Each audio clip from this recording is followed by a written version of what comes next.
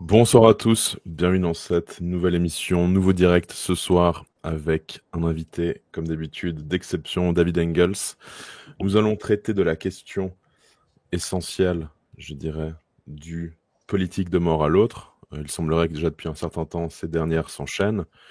Et le titre de la vignette, l'accélération, le propre des chutes. Donc c'est une demi-citation de Gustave Thibon qui dit que justement l'accélération est le propre des chutes plutôt que des ascensions. Donc on va essayer un petit peu de creuser cette question et puis de développer un petit peu ce sujet, cette question des civilisations. Mais tout d'abord, cher David Engels, mille merci d'avoir accepté mon invitation. Mais oui, avec plaisir. Je me réjouis déjà de notre discussion. Merci bien pour l'invitation. Alors pour nos auditeurs, avant que nous commencions, je les invite comme d'habitude à aimer, à commenter, à partager, à s'abonner à la chaîne. Et je rappelle que nous sommes en direct sur YouTube, Twitch et sur X. Et un dernier rappel, évidemment, tous les ouvrages de David Engels sont dans la description pour vous les procurer, ainsi que pour le suivre. Voilà. Cela étant dit, je propose que nous commencions par un petit point d'actualité. Comme nous avions déjà traité aussi la question de la Pologne, de la Hongrie, un petit peu pour ces pays de l'Est ou d'Europe de l'Est dits réactionnaires ou qui seraient un contre-modèle à l'Europe de l'Ouest décadent. Il y a eu hier l'élection, je crois, présidentielle, ou en tout cas pour un nouveau mandat de Premier ministre, voilà, en Pologne, avant-hier, pardon. Qu'est-ce qu'on peut dire de la situation en Pologne et que peut-on dire du nouveau élu? Est-il un candidat fiable? C'est évidemment une question difficile. En effet, on a eu le second tour des élections présidentielles ce dimanche, donc avant-hier. Et c'est le candidat du parti PiS, donc le candidat conservateur, si on veut, Karol Nawrocki, qui l'a remporté de justesse, mais quand même, avec tout petit peu plus que, je crois, 50,80 quelque chose des électeurs. Donc, un résultat à peu près comparable à ce qu'on a eu d'ailleurs la dernière fois avec la victoire de Duda contre le même adversaire, qui était le candidat plutôt libéral, gauchiste, Trzaskowski, qui est le maire ici d'ailleurs aussi de Varsovie. Là, le résultat avait été à peu près semblable. Donc, la population polonaise, elle est visiblement très clivée entre deux blocs à peu près d'une force égale.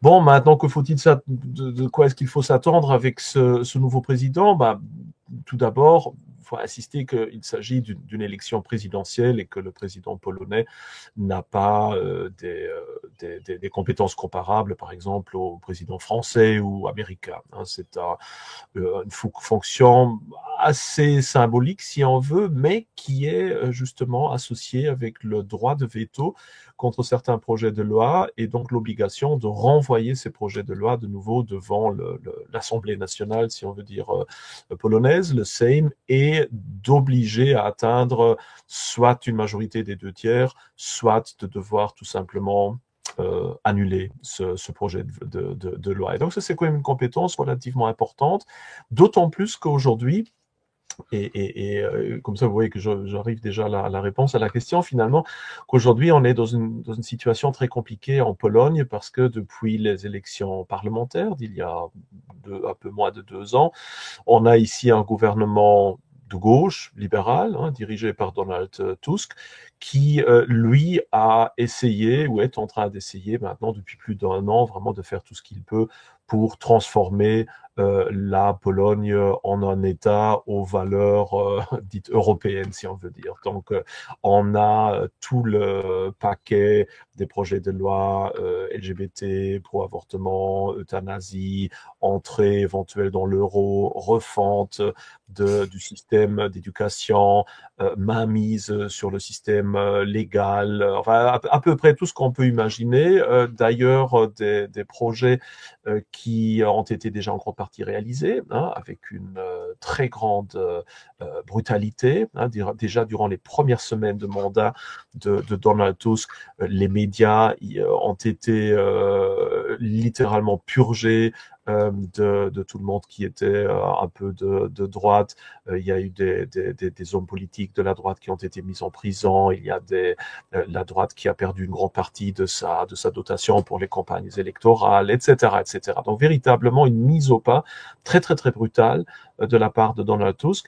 Et vu qu'il ignore sciemment et consciemment le tribunal constitutionnel, dont il ne reconnaît pas l'autorité, en prétendant qu'il avait été réformé par le gouvernement conservateur précédent et donc n'a pas de véritable légitimité démocratique, une position d'ailleurs que l'Union européenne avec Ursula von der Leyen appuie pleinement.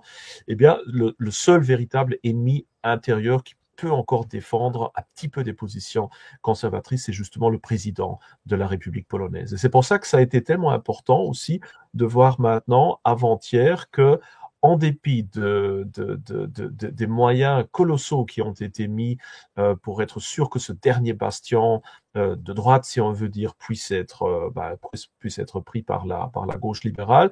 En dépit de tout cela, en dépit du soutien de von der Leyen, du soutien aussi par Berlin et par Paris, c'est quand même finalement de justesse un candidat conservateur qui l'a remporté et qui servira dès lors, il faut l'espérer, et je crois qu'il le fera aussi, comme un genre de frein pour éviter le pire. Et je crois qu'on peut lui faire confiance dans ce sens-là. C'est un véritable lutteur. Il a une carrière de boxeur partiellement derrière lui, même s'il est aussi un historien chevronné avec une thèse de doctorat, etc. Jadis président, notamment directeur de l'Institut de la mémoire polonaise, qui commémore justement l'occupation polonaise par les deux forces totalitaires, le régime nazi et puis l'Union soviétique. Et donc voilà, probablement qu'il se voit déjà potentiellement comme l'héritier de Kaczynski, comme celui qui guidera peut-être le parti PiS vers de nouvelles victoires. Donc à mon avis, ce sera plus encore que Duda, son prédécesseur, un véritable lutteur.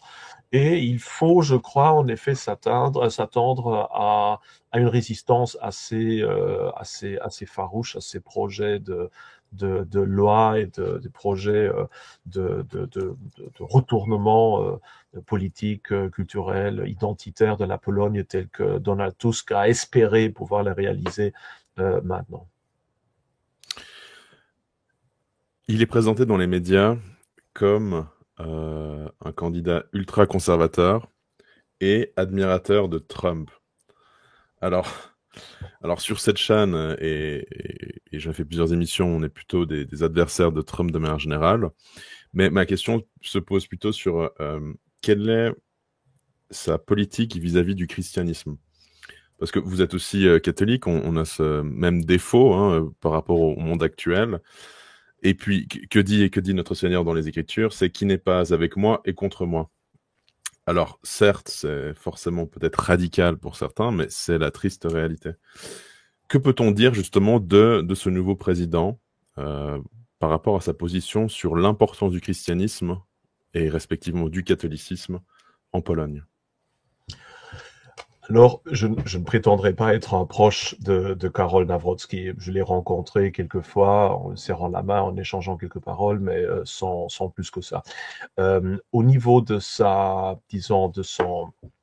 de ce qu'il affiche publiquement, il est, tout d'ailleurs comme une grande partie de la gauche polonaise, il ne faut pas l'oublier non plus, fervent défenseur du catholicisme. Une grande partie de l'identité polonaise, que ce soit de gauche, que ce soit de droite, est construite sur l'adhésion au catholicisme. Même Donald Tusk ne le nierait pas. Ça fait partie de la DNA. C'est le catholicisme qui a permis justement à la Pologne de survivre face à la volonté prussienne de germaniser et puis surtout de protestantiser une partie de la Pologne et évidemment de la Russie, de soumettre la Pologne à l'influence à la fois orthodoxe et russophone. Donc c'est un peu cette situation d'îlot catholique en plein milieu d'un environnement d'autres confessions qui a servi ou qui a aidé la Pologne à survivre et que peu renient. Néanmoins, le gouvernement de Tusk est caractérisé par cette volonté, là aussi, de laïcité et de sécularisme. Donc, on est déjà en train de voir les croix bannies de toute une série de lieux publics, même en Pologne.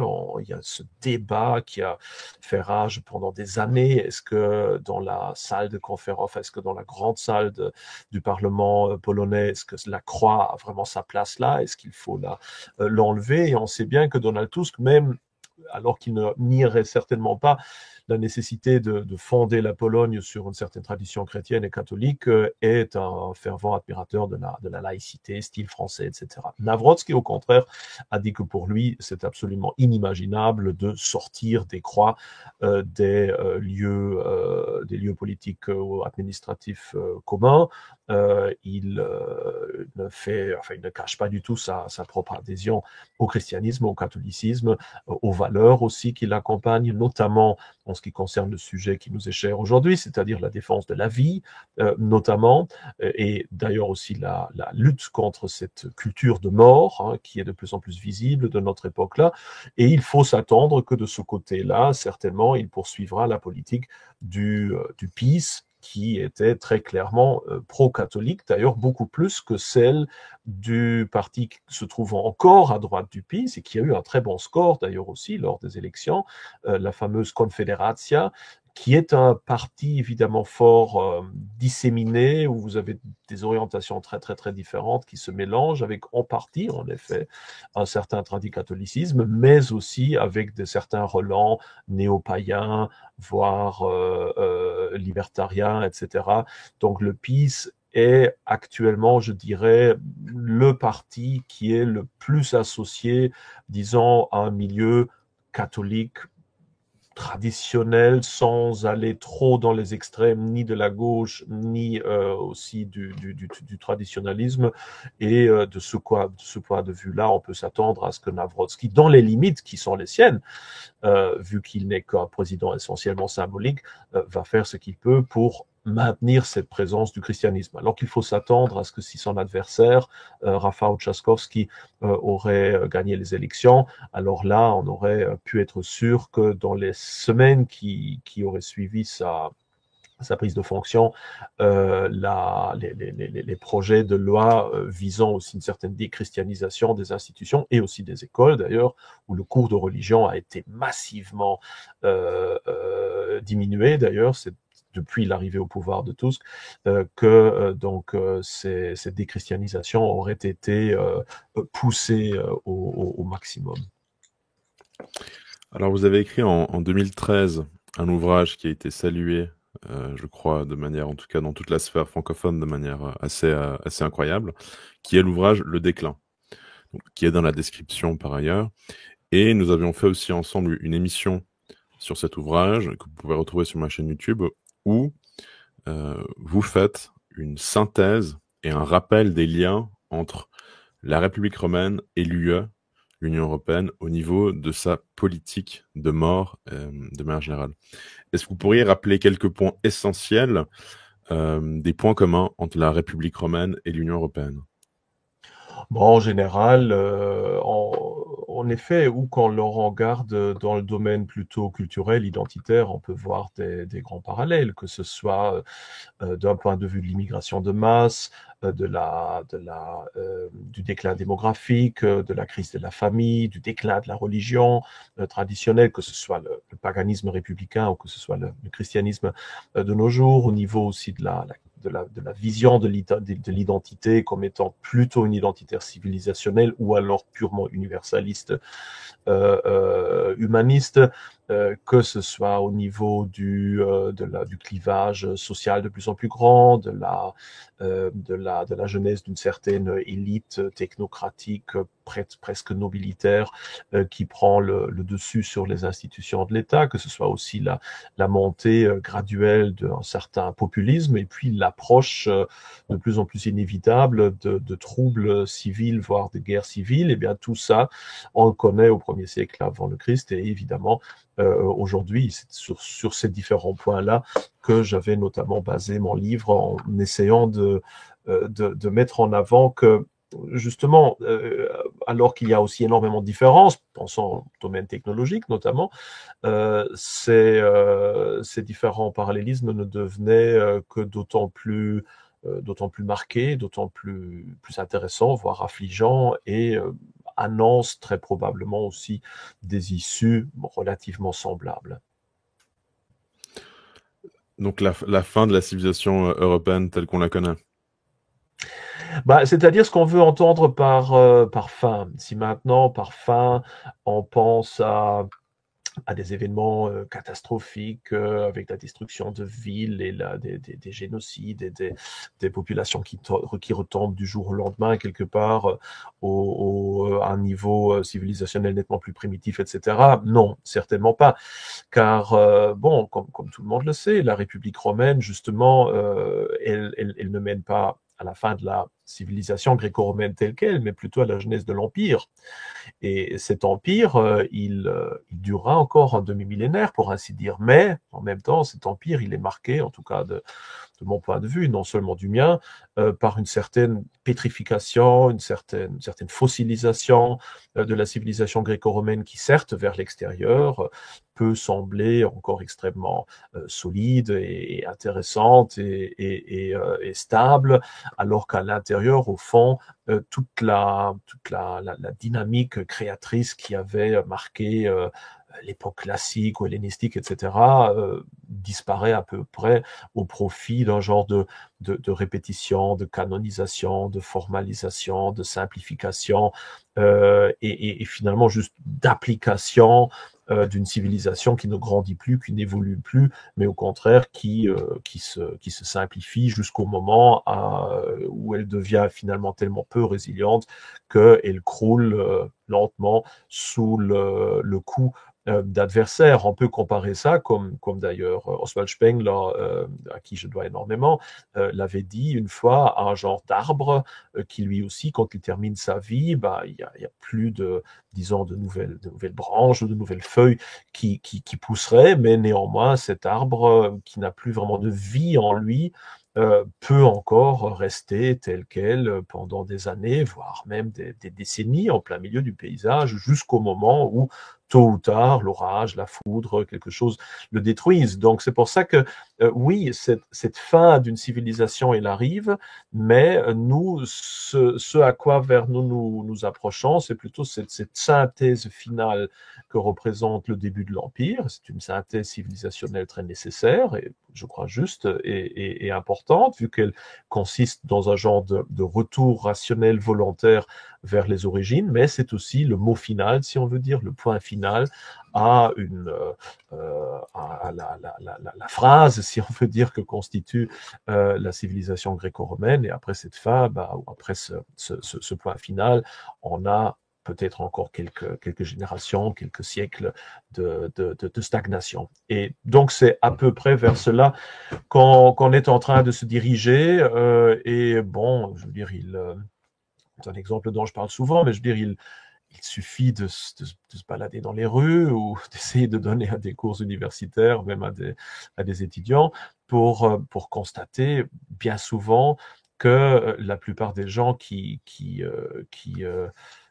qui constituent la population de l'Europe et notre civilisation, ne portent plus cette civilisation. Ils peuvent au mieux peut-être la gérer dans certaines limites, mais ils ne la portent plus véritablement. Ils ne peuvent pas nécessairement non plus la continuer dans leur esprit ou innover ou lui ajouter des forces de résilience. Ils gèrent au mieux, même si l'immense majorité, finalement, s'en fiche déjà éperdument.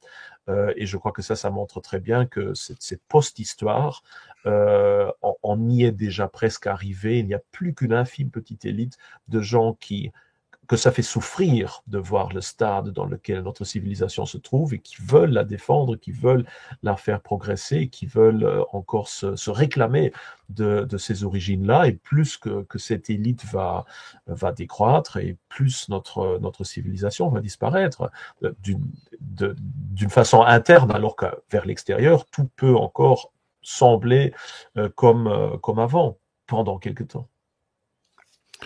Alors, avant que nous abordions la question de l'euthanasie, peut-être quelques rappels sur la politique de mort de manière générale. Donc, il y a malheureusement l'avortement, il y a l'infertilité, hein, donc vraiment la stérilité, qu'elle soit physique ou mentale, notamment à cause de la consommation de contenu érotique et obscène, pour ne pas dire autre chose. Il y a le divorce, et puis encore la pilule, notamment, qui est un outil aussi qui est mis en place pour évidemment la décadence, mais aussi la stérilité de manière générale. Qu'est-ce qu'on peut dire de cela et en quoi ça peut s'inscrire aussi dans une comparaison similaire à celle du déclin de la République romaine? Puisque vous le rappelez aussi, hein, et je me permets de le faire, c'est la résurrection, enfin le catholicisme, notre Seigneur qui a aboli la polygamie, l'avortement, et qui a aussi aboli le divorce. Donc, on voit aussi que l'apostasie, donc la disparition du catholicisme, amène les mêmes effets, donc hein, même cause, mêmes effets, par rapport à cette politique de mort. Oui, oui, c'est certainement pas faux.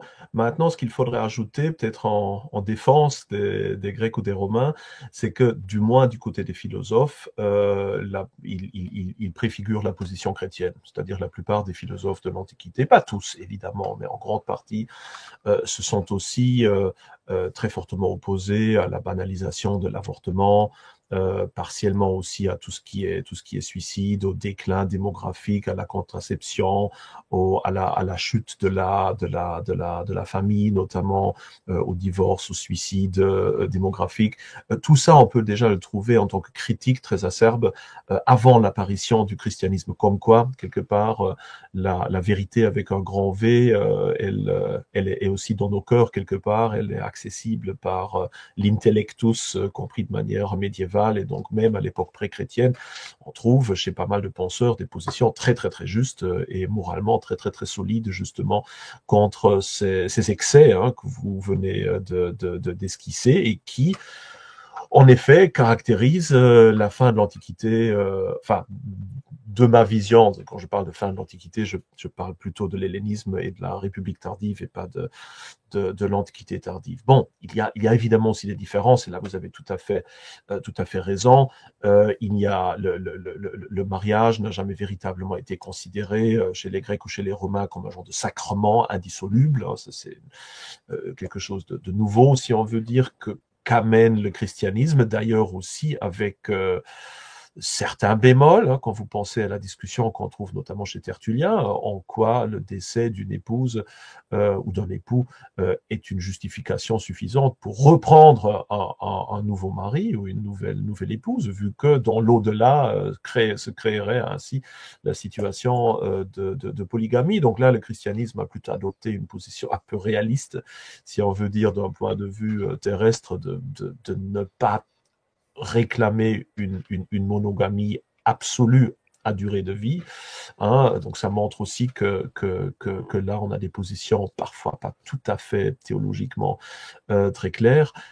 Mais en général, oui, notamment l'avortement, l'infanticide d'ailleurs, a été relativement commun dans l'Antiquité. Ça a été critiqué beaucoup aussi, mais ça a été commun. Tout comme d'ailleurs, faut le dire aussi, même au grand moment du Moyen-Âge, l'avortement ou l'infanticide n'a pas été inconnu aussi. Donc on voit qu'on a d'un côté disons, un formatage civilisationnel dépendant aussi des hauts et des bas des différentes civilisations, et puis des constantes anthropologiques ou des constantes aussi du péché qui traversent finalement les grandes civilisations.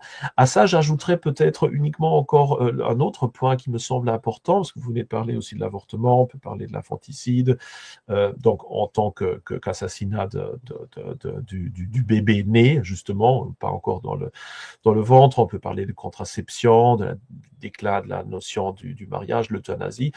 Il y a aussi encore quelque chose d'autre assez intéressant, je trouve, du moins dans notre monde, c'est les antidouleurs, hein, dans le fait que on ne veut pas souffrir, on fait tout ce qu'on peut pour ne pas devoir passer par des moments qui peuvent être aussi des moments de transition très importants, et j'en ai enfin, je me suis rendu compte de ça, notamment dans le contexte de l'accouchement ou des accouchements de mon épouse, notamment, qui refusait autant que possible, donc qui refusait vraiment le fait que ça se passe dans ce genre de stérilité antidouleur elle voulait souffrir. Elle aurait pensé que le fait de ce qui arrivait à autant d'autres femmes, c'est-à-dire on préfère à la limite accoucher par césarienne pour voilà, ne pas vivre la douleur, ne pas vivre le moment difficile. On préfère plutôt chaque s'éteindre pendant un petit moment, se rallumer après quand tout est fait. Et cette approche-là, bon, je prends l'accouchement comme exemple, mais on l'a pour à peu près toutes les autres maladies. On peut le comprendre humainement, notamment avec les progrès évidemment de la chirurgie aujourd'hui qui rendraient, je crois, relativement difficile de rester conscient pendant certaines opérations. Mais en gros, cette tendance de dire surtout pas de souffrance, dès que ça devient un peu désagréable, vu qu'on a les moyens, on préfère s'éteindre pour se rallumer après. Humainement, c'est compréhensible, mais ça montre quand même qu'on est vraiment dans une civilisation qui ne tolère plus du tout toute forme de douleur, de souffrance, qui, je crois, en grande partie justifie notamment aussi l'avortement ou l'infanticide par la volonté de ne pas devoir souffrir, pas nécessairement pendant l'accouchement, mais aussi tous les désagréments que peut représenter la présence d'un bébé dans un plan de vie qui est un peu différent, qui préfère aussi l'euthanasie pour ne pas devoir faire face, ce n'est pas le cas pour tout le monde, ne généralisons pas, mais quand même pour ne pas devoir faire face à la peur de la mort. Hein. Vous vous souvenez aussi de tous ceux qui disent non-stop, la meilleure mort, c'est de partir dans son sommeil, ou quand on ne le remarque pas, ou tchac comme ça directement, juste pour qu'on ne souffre pas. Et ça peut nous sembler banal, mais au fond, ça montre vraiment cette peur de la souffrance et cette peur de se dire que la souffrance pourrait avoir un sens pour notre vie, qu'elle pourrait être enfin, je le dis d'ici en ne souffrant pas particulièrement, moi, pour le moment, mais que ça pourrait être un genre de cadeau même, que la transcendance nous envoie pour nous rendre compte de certaines choses, à la fois pour nous purger aussi de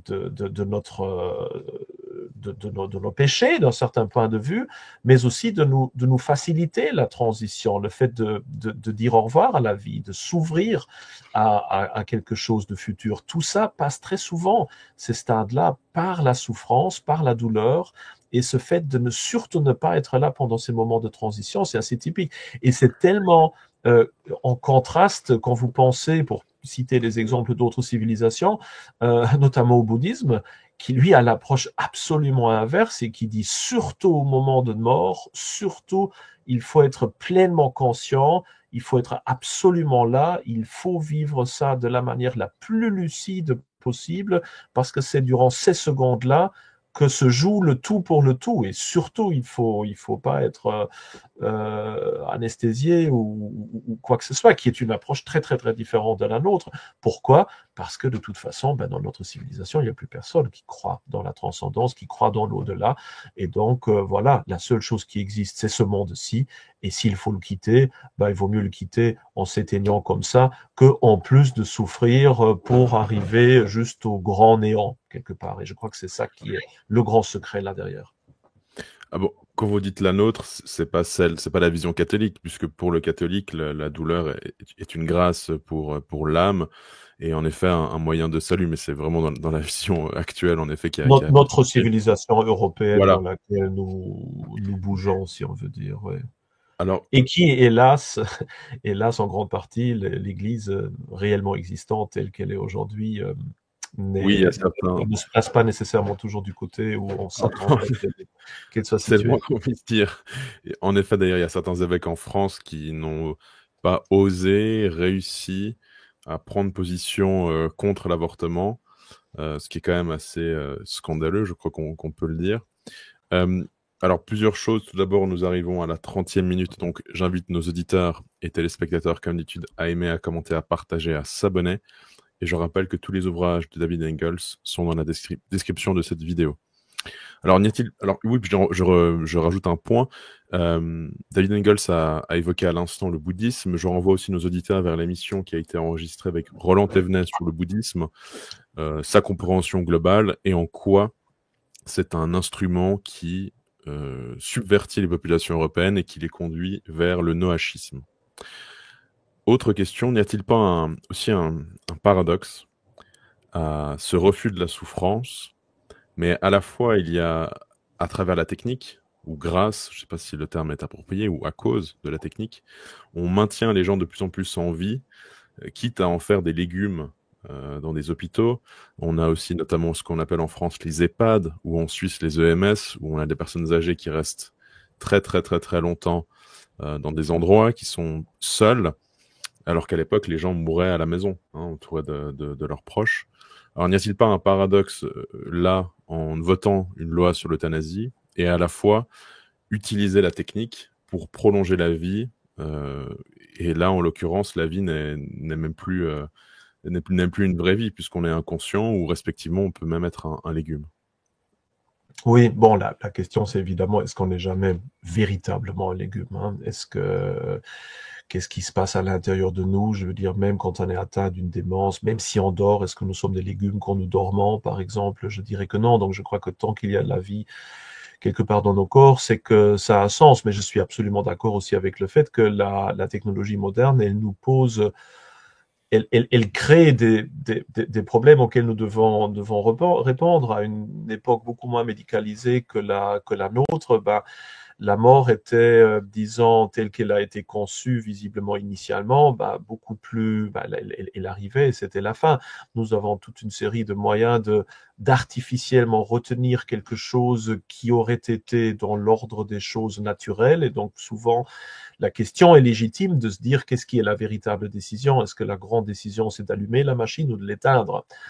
Dans laquelle on vit cette existence qui, sans notre situation médicale, aurait été différente. Et là, bon, la grande question qui se pose là aussi, une fois de plus, c'est à partir de quel moment ça en devient trop? Est-ce que déjà, est-ce que déjà le fait d'avoir découvert toute une série de choses médicales, comme ça a été le cas dans l'Antiquité ou même chez les Égyptiens, et prolonger donc artificiellement la vie, est-ce déjà négatif? Non, certainement pas, hein. À partir de quand est-ce que on saute un cap? C'est très difficile cette question. On va pas certainement pas y répondre. Probablement qu'on peut même pas y répondre en général. Mais dans ce que vous venez de dire sur la fin de vie et sur cette condition de légumes et ce potentiel paradoxe entre une banalisation de l'euthanasie d'un côté et puis du prolongement de la vie, je crois que la résolution de ce paradoxe-là, elle est très cynique. Elle réside dans la logique mercantile capitaliste aujourd'hui.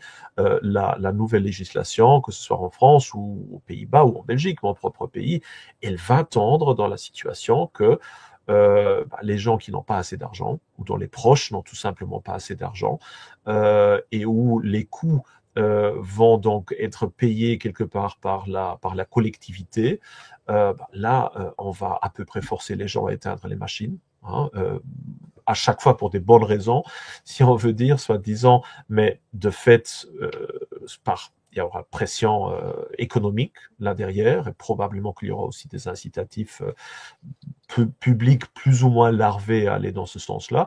Et évidemment, pour ceux qui auraient assez d'argent pour financer une fin de vie prolongée dans des hôpitaux publics, on va mettre dans les hôpitaux privés, on va mettre tout en œuvre pour prolonger ces vies et pour encaisser au maximum d'argent. Je crois que c'est triste de le dire, mais probablement ces nouvelles lois vont aller dans un genre de clivage, dans une polarisation de la mort, où ceux qui ont l'argent peuvent se permettre de retenir la vie autant que possible, et pour ceux où c'est pas le cas, on va plus ou moins les obliger à s'en partir pour ne pas faire des coûts publics. Alors, on peut s'attendre à ce que ce genre de réflexion, qu'on les voit déjà dans les écoles, qu'on va les apparaître dans la TV, qu'on va probablement en entendre parler tout le temps dans les hôpitaux, pour être assez sûr que tout le monde a compris le message que si vous n'avez pas les coûts, l'argent va au moins éteindre.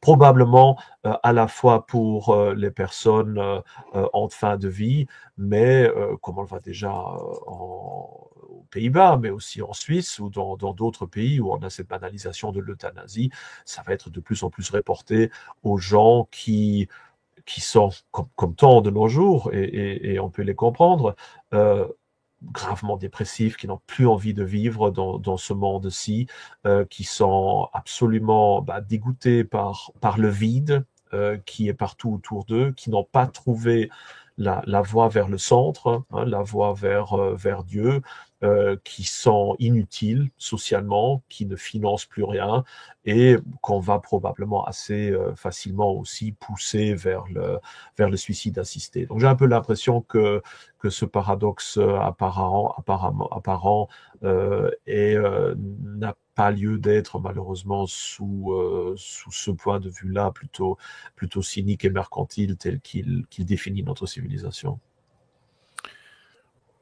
Il y a eu, durant cette votation, enfin cette loi, la gifle de Brigitte Macron en descendant de l'avion au Vietnam. Et en fait, ça a créé toute une polémique qui ne nous intéresse pas du tout ce soir, hein. Mais en tout cas, ce qui est sûr, c'est que ce soit volontaire ou pas, ça a été un moyen de diversion assez incroyable, puisqu'il y a eu très peu de réactions de manière générale concernant cette loi sur l'euthanasie. Alors ça a fait un petit peu de bruit sur les réseaux sociaux, etc. Certains veulent même lancer des pétitions. Mais bon, ça a duré un jour et demi. La réalité, c'est que maintenant, on est déjà passé à autre chose, ce qui est quand même assez incroyable. Comment expliquer cette indifférence générale, de manière générale, et puis cette situation où les peuples sont totalement endormis, hébétés par l'actualité, et qui sont totalement désintéressés du devenir de notre monde? Je crois qu'il y a deux raisons pour cela, on en a déjà parlé. D'un côté, on a évidemment l'attitude plus ou moins athéiste de la plupart des Européens. D'ailleurs, je crois qu'au fond, la plupart des soi-disant croyants le sont aussi, fondamentalement. Je crois que la plupart même de ceux qui se disent chrétiens, voire catholiques, au fond, doivent avoir quand même des immenses doutes et mener finalement une vie ou avoir une vision de la vie qui est plutôt basée sur une approche athée, avec peut-être l'option de la bonne surprise de quand même survivre à la mort, mais d'organiser sa vie plutôt comme sur le pari de la non-existence de Dieu dans le pratique. En fait, on est un peu dans le renversement du pari de Dieu. Je crois qu'il y a beaucoup de soi-disant croyants qui vivent leur vie plutôt sur base du pari de sa non-existence et de ce qui en suit. Puis il faut dire aussi qu'il y a tellement de catholiques purement, ou de chrétiens, ou de musulmans d'ailleurs, pour ceci dit, qui sont purement croyants d'un point de vue culturel, qui n'y pensent pas trop, qui ne tirent de leur propre religion qu'un genre de mélange entre un petit peu de patriotisme d'un côté, un petit peu plutôt d'amour du prochain, donc une attitude purement sociale, moralisante, mais qui, pour les grandes questions et la question immense, évidemment, de savoir quelle est la part de Dieu en nous et quelle survie est-elle accordée à cette partie de Dieu qui est en nous, qu'on appelle notre âme, sur cette question-là, la plupart n'ont probablement pas véritablement d'avis. Il faut dire une fois de plus que quand on va à l'église le dimanche général, ce de quoi on va vous parler, c'est le changement climatique, la migration ou les droits LGBT, en disant qu'en gros, si vous êtes des bons citoyens, socialement responsables, Dieu, vous ne devez pas trop vous tracasser, ça ira bien après.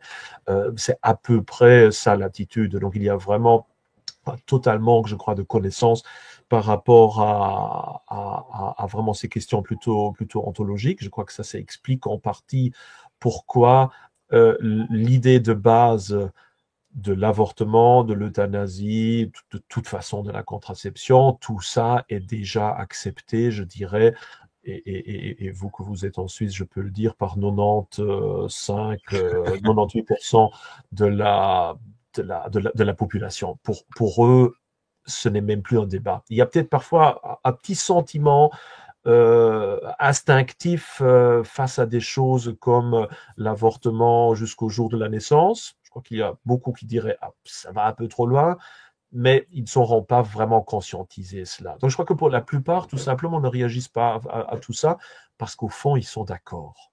Et puis, il y en a beaucoup d'autres qui ne réagissent pas, et ça c'est l'autre aspect, qui sont tellement infantilisés, qui sont tellement déconnectés, qui s'en fichent tellement, qui ont tellement l'idée que de toute façon, quoi qu'on fasse, les décisions vont de toute manière tomber, on ne peut rien y faire, on s'en fout, on mène sa petite vie dans son côté, on ne va pas déranger les autres, on ne va pas déranger par eux, ils sont de toute façon tous corrompus, et puis le match de foot, il est quand même intéressant aussi, et Patch ou la gifle de Brigitte Macron, et Patch en est déjà passé à autre chose. C'est un déclin civilisationnel qui fait en sorte que les gens, comme je le disais tantôt, ils gèrent peut-être une civilisation, ils ne la portent plus, ils s'en fichent, et donc même ce genre de questions importantes, ils n'en ont pas grand-chose à faire, tout comme ils n'auraient probablement pas grand-chose à faire même d'une guerre imminente avec Dieu sait quel État, parce que ils s'arrangeront. Et c'est une certaine force de résilience, peut-être. Les Romains se sont arrangés aussi avec la chute de Rome. Hein. La vie a continué aussi après, quelque part, et on accouche, on meurt, on mange, voilà, on cherche un emploi. Et je crois que beaucoup de gens sont déjà là, qu'au fond, la société, ce genre de questions plus générales, qui touchent toute une culture ou toute une civilisation, au fond, ils ont l'impression que ça ne les regarde pas parce qu'ils ont déjà assez à faire avec leur propre vie quotidienne. Une chose aussi qui était assez incroyable, et là on peut quand même aussi dénoncer, je crois, l'imposture de manière générale des politiques, puisque de nombreux RN qui se disent anti-système ont voté en faveur de l'euthanasie et ou se sont abstenus. Je pense à des gens, je crois, comme Jean-Philippe Tanguy et d'autres qui ont voté qui ont voté pour la loi sur l'euthanasie, et même des gens qui se disent à droite, que ce soit des commentateurs ou autres, ils sont favorables. Comment expliquer aussi cette unanimité de manière générale sur le fait que tout le monde accepte cela, outre, je dirais, la population qui est, on l'a dit, indifférente et hébétée, mais même au niveau, je dirais, du Parlement en France, en Suisse ou même en Belgique, il y a quand même une unanimité sur certains sujets qui sont d'ordre civilisationnel. La seule chose où on pourrait dire qu'il y a des différences, c'est celui de l'immigration et de l'identité. Et encore, parce que cela ne sert à rien d'être contre l'immigration si on est assimilationniste, puisque l'assimilation est la destruction des identités. Donc au final, si on assimile tout le monde, on peut être contre l'immigration, ça ne changera pas du tout le résultat du changement de peuple. Alors, par rapport à cette question, comment expliquer aussi l'unanimité au sein des différents hémicycles en France, Suisse ou encore en Belgique? Parce qu'il faut dire que la plupart des partis, soit disons populistes ou de droite, ne sont finalement pas conservateurs dans un sens chrétien, dans un sens véritablement culturel. Ce sont en grande partie des gens, des libéraux, ce qu'on aurait appelé libéraux il y a encore quelques années ou quelques décennies, avec un tout petit peu de patriotisme identitaire, mal expliqué, qui réside dans un genre de nationalisme un peu primaire, qui souvent est, lui, basé sur des mauvaises questions, je dirais, ou des mauvaises connaissances de culture générale, mais c'est à peu près tout. C'est très souvent, je dirais que pas mal de personnes de droite sont peut-être chrétiens parce qu'ils sont patriotes et pas patriotes parce qu'ils sont chrétiens. Et je crois que c'est une différence fondamentale de se dire des valeurs chrétiennes parce qu'on est patriote français et parce qu'on rêve un petit peu de Saint-Louis et du Moyen-Âge et de se dire, ben voilà, le christianisme, faut bien quelque part le prendre avec parce qu'il a fait la force de notre nation, au lieu d'être justement dans l'approche tout à fait inverse, c'est-à-dire d'être d'abord dans le centre de la croyance, d'être d'abord dans Dieu et d'en arriver justement à une acceptation des différentes unités de solidarité et de droits naturels qu'il a créés, dans lesquels il nous a placés. L'approche, elle est très différente. D'ailleurs, c'est le même renversement de situation qu'on a dans la compréhension actuelle de l'amour du prochain. Il ne faut pas aimer Dieu comme on aime son prochain ou comprendre l'amour de Dieu par l'amour qu'on pourrait avoir pour un prochain ou un proche. Non, c'est l'inverse. Le véritable amour du prochain, il découle justement par le fait de découvrir dans l'autre autant Dieu qu'en soi-même. Donc il se fait par rapport à cette triangulation qui doit être omniprésente. Tout ce qui ne se réfère pas directement ou indirectement à Dieu, à la transcendance, quelque part, est déjà euh, en dépit de peut-être beaucoup de bonne volonté et de bons instincts, mais est déjà un pas en arrière, si on veut dire, et un pas vers le relativisme et vers le nihilisme. Et donc, ça ne m'étonne pas du tout qu'il y a eu pas mal de députés, soi-disant conservateurs ou RN ou quoi que ce soit, qui est voté pour ce type de loi. D'ailleurs, ça se passerait d'une manière absolument identique dans d'autres pays. Quand vous pensez à la Belgique, où l'ancien parti ex-chrétien a changé de nom pour s'appeler après le Centre humaniste démocrate, Centre démocrate humaniste, au lieu de s'appeler Parti chrétien, enfin Parti social chrétien, par exemple, est déjà très clair. Et eux, ils sont absolument de ce côté-là. Ou même quand vous pensez à l'Allemagne avec la AfD, qui a toute une partie enfin sur toute une série de points assume des positions identitaires relativement corsées, relativement radicales, pourrait-on dire, mais alors qui, sur la question des valeurs et du christianisme, et donc notamment de l'avortement ou de l'euthanasie, a une position absolument mainstream. Même le porte-parole ou les porte-paroles de la AfD montrent très clairement que oui, on aime bien la famille parce que ça fait partie quelque part de nos traditions, etc. Mais en gros, on est éclairé, on est des humanistes, chacun devrait gérer ça un peu comme il le veut, et si les gens veulent avorter, ben c'est leur problème et pas celui de la société, en gros. Donc c'est relativement commun. Il y a en effet que certains partis un peu périphériques, comme le PiS, dont on a justement parlé en introduction, qui a eu une position extrêmement claire sur l'avortement. Vous vous rappelez que juste quelques mois à peine avant la relative défaite électorale du PiS, qui est quand même resté le parti le plus fort de la Pologne il y a 2 ans, il y a eu cette volonté de durcir encore un peu plus une loi sur l'avortement qui était déjà probablement la plus restrictive de l'Europe et qui aurait fait passer l'impossibilité d'avorter de à peu près 95% des cas à peu près 97% des cas. Donc c'était un durcissement moralement très louable, mais qui a coûté finalement les élections au PiS, parce que surtout les femmes sont descendues massivement dans les rues, et au final, ça a coûté les élections au PiS et va mener voilà, assez probablement, d'une manière ou d'une autre, à une approche beaucoup plus laxiste de l'avortement. Ça relève évidemment, ça soulève aussi une autre question qui est encore très différente, mais qui est aussi intéressante d'un point de vue de l'historien.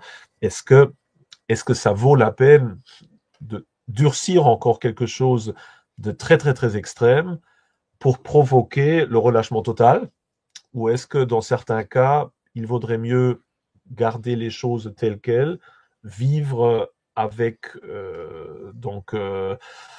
un petit problème moral, mais éviter d'être responsable indirectement pour un très grand problème moral. C'est évidemment une question très différente, mais qui se pose dans le cas de la Pologne, parce que beaucoup de gens ont reproché aussi du côté de la droite. On dit, bon, d'un côté, c'est très cohérent ce que vous avez fait, mais ça vous a coûté le pouvoir, ça a coûté les élections, et au final, ça va mener justement, tôt ou tard, vraiment à la banalisation de l'avortement, et donc au contraire de ce que vous vouliez avoir. Est-ce que ça valait la peine, ou est-ce qu'il aurait mieux fallu tout simplement ne pas y toucher et rester au pouvoir, et ainsi, indirectement, sauver des vies de bébés? Oui, c'est le problème aussi, ben, c'est le surnom du Rassemblement national, hein, qui est le reniement national, où de manière générale, pour accéder au pouvoir, de plus en plus, les gens diluent en fait des convictions, ou respectivement des vérités, et en fait, plus ils se rapprochent du pouvoir, et plus ils se sont reniés. Bon, ça c'est un peu le problème avec les démocraties actuelles, et puis avec le personnel politique qui manque totalement de colonne vertébrale. Et par rapport à ce que vous évoquiez à l'instant, je crois qu'il y a des députés LFI, donc Mathilde Panot et je ne sais plus l'autre nom de cette dame, qui se sont vantés d'avoir fait le trajet jusqu'en Pologne pour amener des pilules abortives. Je sais pas si c'était à Varsovie ou si c'était juste à la frontière polonaise, mais on voit déjà un petit peu le niveau général de ce genre de personnes. C'est absolument catastrophique. Mmh. J'ai entendu parler de Euh, ça, là, ouais, tout à fait. oui, enfin bref. Je Juste quelques points. Si nos auditeurs et téléspectateurs ont éventuellement une ou deux questions pour David Engels, avec plaisir, évidemment, si ça reste dans le sujet de cette discussion. Peut-être un dernier, respectivement, un avant-dernier point. Avec tout ce qu'on a abordé, comment défendre l'Europe à titre individuel, à l'échelle individuelle, sans être trop mégalomane, pour être efficace et éviter justement que le projet ne s'avance ou s'accélère trop rapidement. Donc, vous me demandez comment on peut sauver, en gros, l'Europe, en quelques mots. Oui, oui, c'est Oui, évidemment. alors, sans baguette magique, évidemment, mais à titre individuel, je pense qu'il est quand même encore possible de faire certaines choses. À titre individuel, oui, là, certainement. D'un point de vue Avec l'aide purement du bon Dieu, évidemment. D'un point de vue purement individuel, en ce qui concerne nous, en tant qu'individu, en tant que créature, ou voilà, notre famille, notre environnement, il y a énormément de choses qui sont toujours possibles. Hein. C'est de ça que j'avais essayé de parler aussi dans le livre Que faire, vivre avec le déclin de l'Europe, que vous aviez mentionné, je crois, en début de discussion. Bon, c'est sûr qu'on vit dans une époque très difficile, aussi pour nous. Il y a énormément de tentations, il y a énormément de traditions qui ont disparu, il y a énormément de choses qui semblaient acquises pour nos ancêtres et qui pour nous sont presque incompréhensibles. Donc ça peut aussi, dans notre vie individuelle, parfois nous laisser avec cette impression d'insuffisance et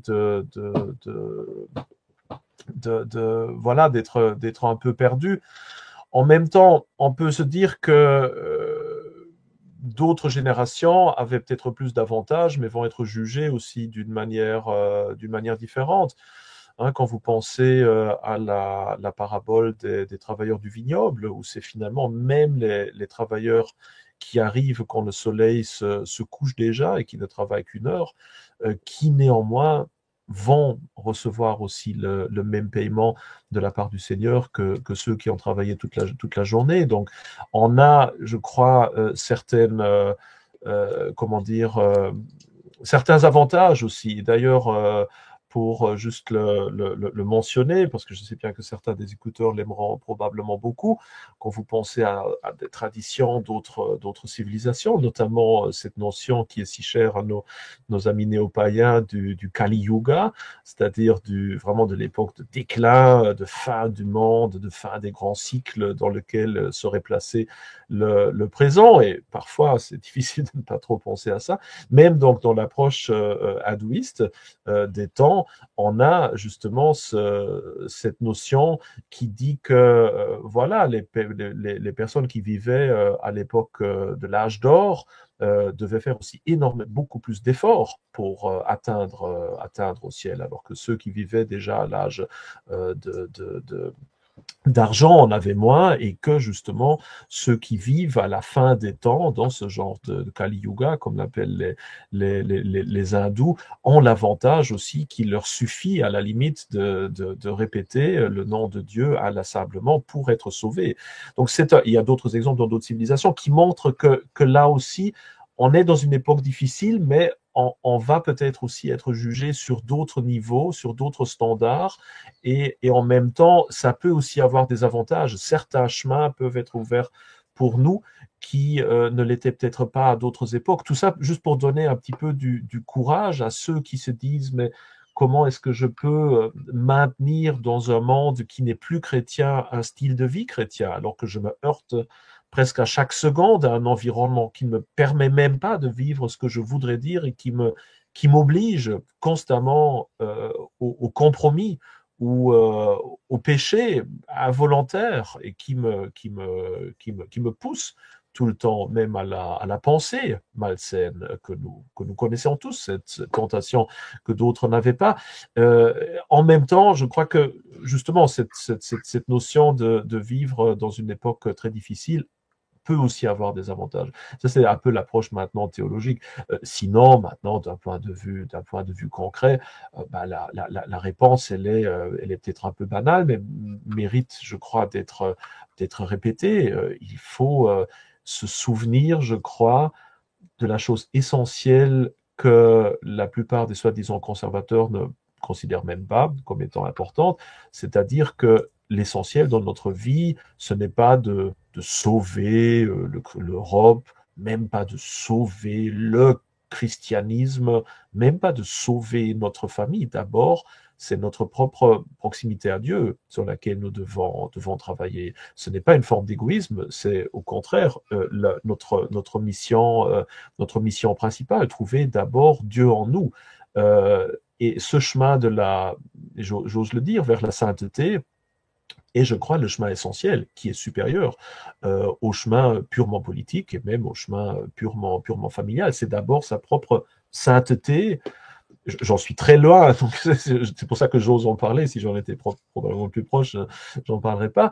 Mais c'est ce chemin-là qu'on peut avoir dans n'importe quelle situation. Ce fait de se souvenir de sa propre proximité à Dieu, d'inlassablement essayer de se poser dans cela, inlassablement renier cette part de néant ou de fausse individualité que nous croyons avoir, alors qu'il faut s'en débarrasser pour retrouver ce qui est éternel et véritablement bien et véritable en nous. Ce travail-là, il y a personne qui nous en dispense, et tout le reste.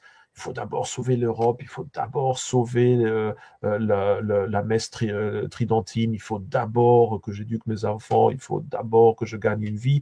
Tout ça est compréhensible et très bien, mais au fond ne servirait strictement à rien si nous n'atteignions pas en notre fort intérieur d'abord ce calme. Et d'ailleurs, saint Paul le dit très clairement aussi dans la lettre aux Romains ou dans la première lettre aux Corinthiens, en disant que toutes vos bonnes actions, au fond, si vous n'avez pas l'amour, et c'est de ça aussi que je parle, cette forme d'amour de Dieu, cette présence continuelle de l'amour divin en nous, si nous ne l'avons pas, tous les actes extérieurs en tant que tels, c'est très bien, c'est mieux de ne pas les faire, mais au fond, ne servent pas à grand-chose. Et donc, voilà, sauver l'Europe, sauver la chrétienté, tout ça est très important, mais je crois que probablement un ou deux véritables saints serviraient probablement 100 fois plus à sauver l'Europe et notre civilisation que tous les ministres et députés un peu quelconques qui font tourner les choses sans véritablement être un véritable exemple. Ça, je crois que ça, on le sous-estime souvent. Il y a tellement peu de véritables exemples personnels dans les hommes politiques, de gens où on peut se dire « je veux être comme celui-là ». C'est mon exemple, c'est vraiment l'Européen ou le chrétien ou le français ou le saint ou Dieu sait quoi, auquel je veux ressembler. Je crois que si on en avait au moins déjà une personne politique en France ou en Europe où on pourrait se dire quelqu'un qui rayonne ce centre qu'il a trouvé en lui et cette probité morale, ça pourrait changer énormément de choses. Alors maintenant, on va aborder une dernière question pour conclure. Dans notre dernier entretien, je vous avais posé la question, est-ce un meurtre ou un suicide? Et vous aviez répondu, c'est un suicide assisté. Et en plus, c'est notre sujet de ce soir. Alors, est-ce que vous pourriez peut-être réinsister sur ce point? Parce que je me tue à dire que le système ne dysfonctionne pas, hein, tout va très bien. Il n'y a pas de problème.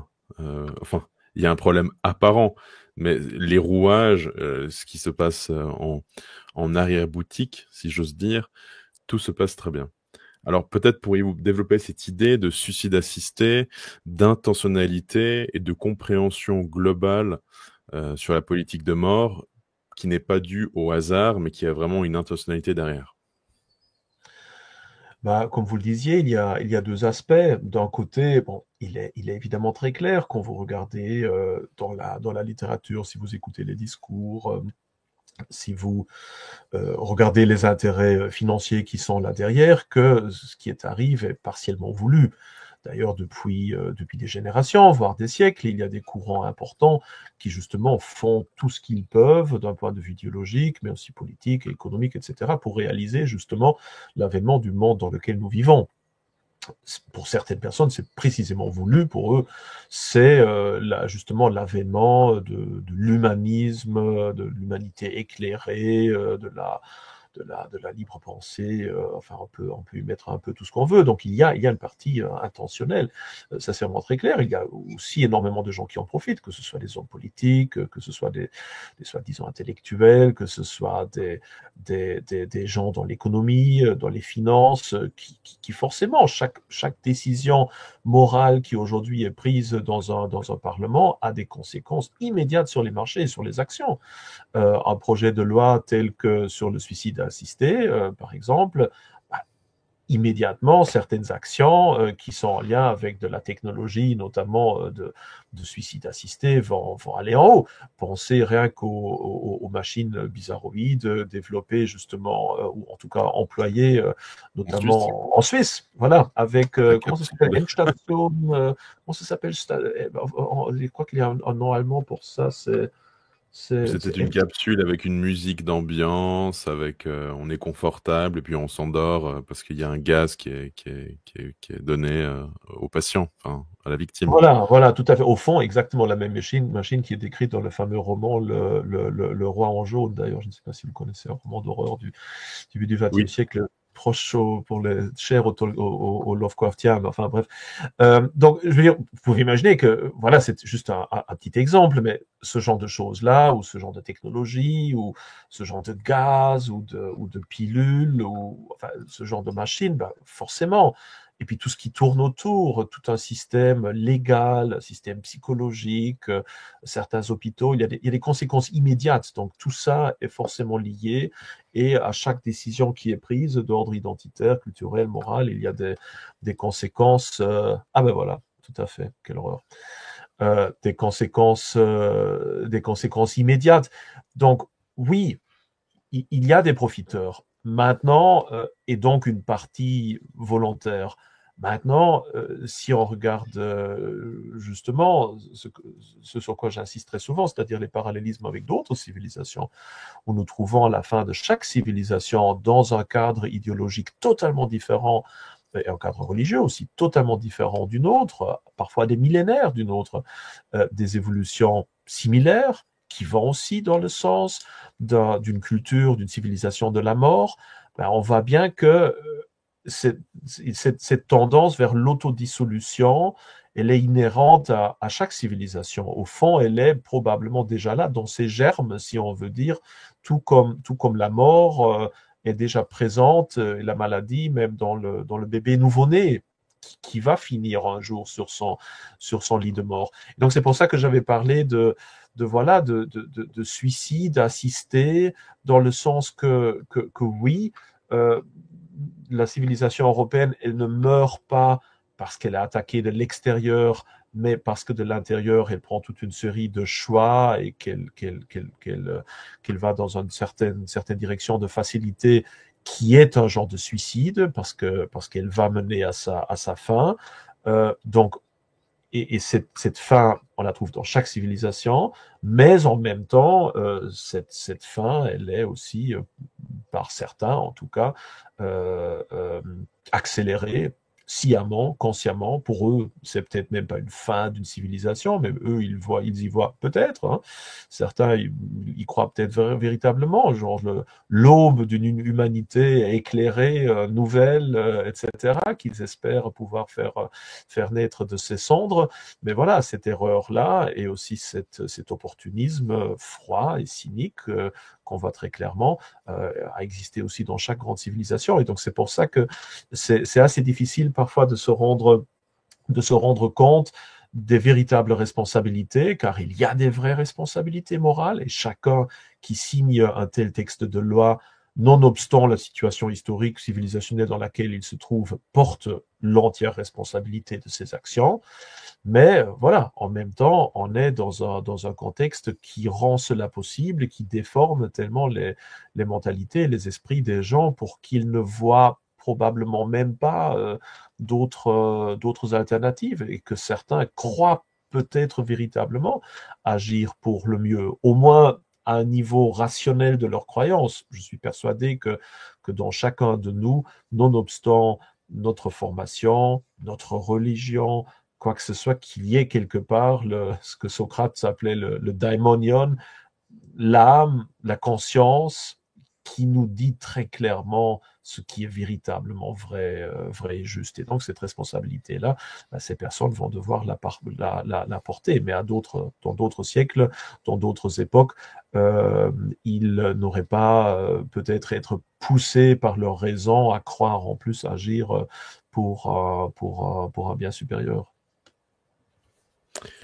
Très bien, mille merci David Engels pour toutes vos Avec plaisir. explications.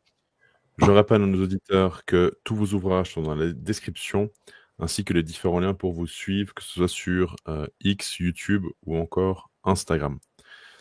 Chers amis, mille merci de rester pendant tout ce temps pour cette émission. J'espère évidemment qu'elle vous a plu. Si c'est le cas, n'hésitez pas à la commenter, à la partager, à aimer, évidemment à vous abonner à la chaîne, que ce soit sur X, YouTube ou Twitch. On se retrouve demain pour une prochaine émission sans haine et sans crainte pour cette revue d'actualité qui s'annonce, je l'espère, intéressante et aussi pertinente par rapport à l'actualité. Je vous souhaite une très bonne soirée.